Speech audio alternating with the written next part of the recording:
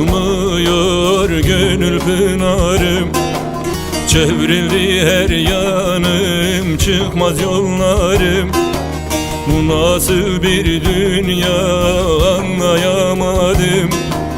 Taştan taşa çalar bu hayat beni.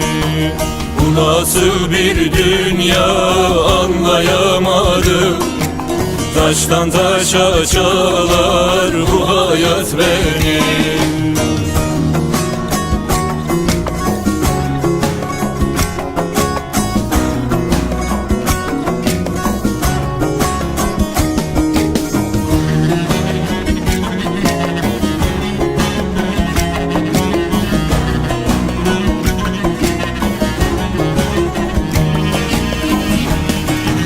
Hiçbir şeyi artık kafam almıyor. Gözlerim doludur, yaşlar akmıyor. Bir an olmuş bağım, bülbül ötmüyor. Taştan taşa çalar bu hayat beni. Bir an olmuş bağım, bülbül ötmüyor. Taştan taşa çalar bu hayat beni.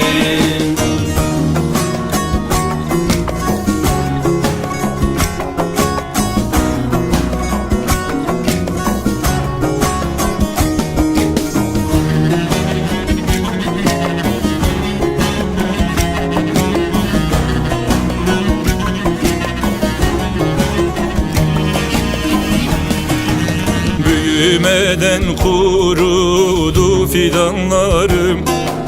Göz göz olmuşsa olmaz yaralarım. Geri gelmez artık gençlik yıllarım. Taştan taşa çalar bu hayat beni.